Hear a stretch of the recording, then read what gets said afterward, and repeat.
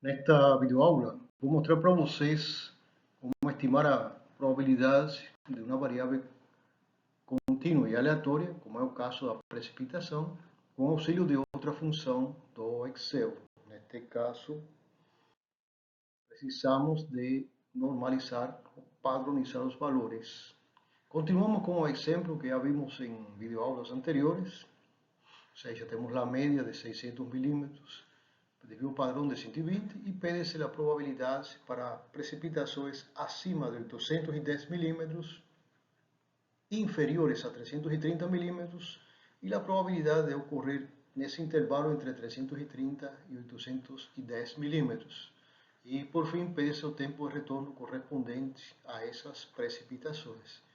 Bem, na figura 1, 2 e 3 ilustraremos o uso dessa função do Excel para valores padronizados.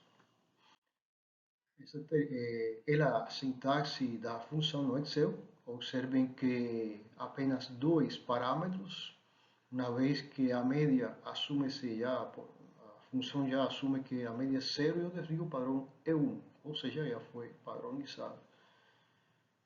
Bem, e continuamos no valor lógico, que seria o cumulativo no caso de verdadeiro, que é o mais usual, seria a figura 1.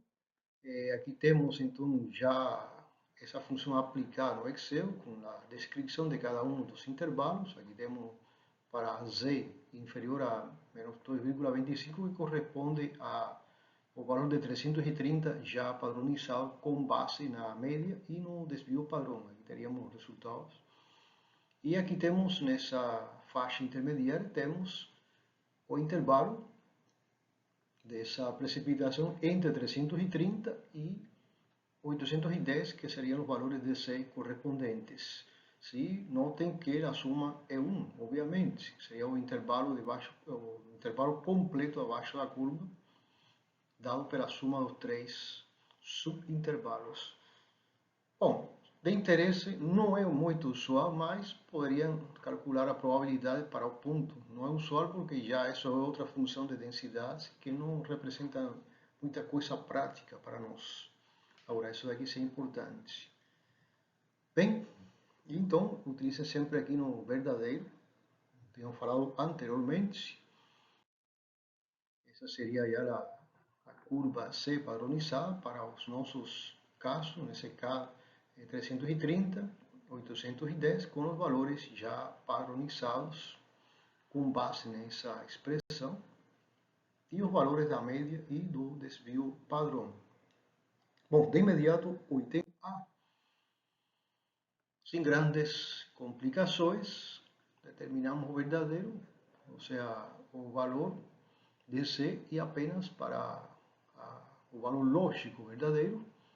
E observe novamente que são apenas dois valores. O valor de C já, o valor foi padronizado. Nesse caso seria o que corresponde a 810, que seria 1,75. E por que 1? Bom, porque seria esse pedacinho acima de 810. E então a área completa debaixo da curva seria 1, que seria a máxima probabilidade. Então, por isso, realizamos essa subtração, porque a parcela de excedência, ou seja, acima de 810. Então, por isso que seria 1 menos a probabilidade de acontecer isto aqui, que resultaria no que interessa aqui, que seria esse pedacinho, o valor de excedência. Bom, aqui tem as funções, já alguns valores, essa seria a expressão que deveriam inserir aqui nessa célula, para que dê o valor final. Bem, esse seria o item A. O item B de forma análoga, apenas para o valor de 330 já padronizado. Observem que não há necessidade de subtração, uma vez que está diretamente abaixo da curva, essa fatia, essa parcela pequena aqui.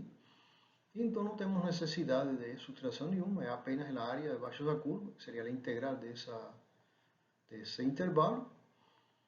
E que determinamos com base nessa expressão, está nos valores para o caso específico, e esta seria aqui a expressão que vocês deveriam inserir na célula correspondente para obter esse valor de 0,01222. Bom, de imediato o item C, seria o intervalo, uma forma semelhante, como todos hemos descrito anteriormente. Aqui tem os resultados dos valores padronizados para 810 e 330. A única dificuldade aqui seria realizar a subtração, que seria essa área que compreende até 1,75, que seria esta parte daqui, esse termo, menos o pedacinho que corresponde a 330, cujo valor padronizado é menos 2,25, que seria esse termo aqui. Realizando essa subtração, obtemos o valor como era de esperar, 0,94772, que seria a probabilidade de ocorrer precipitações entre 330 e 810 milímetros. Bom, com base nessas probabilidades, calculamos o tempo de retorno, como tínhamos realizado em outras videoaulas, seria o inverso, o recíproco da probabilidade.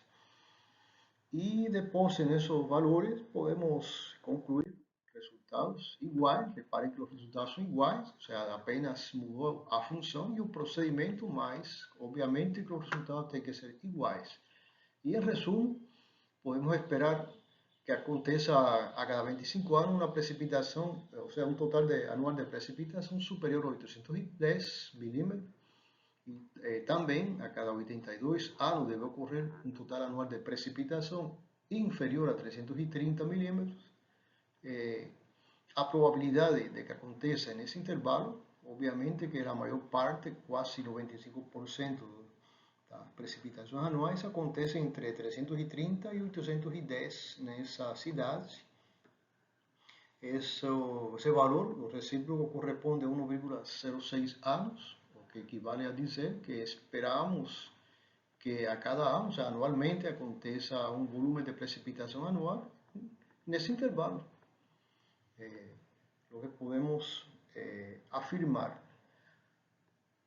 Bom, isso é o que eu tinha para vocês, mais um método. Observem que os resultados foram iguais, obviamente. E mais uma função, depende aí da predileção de cada um. E muito obrigado e até a próxima videoaula.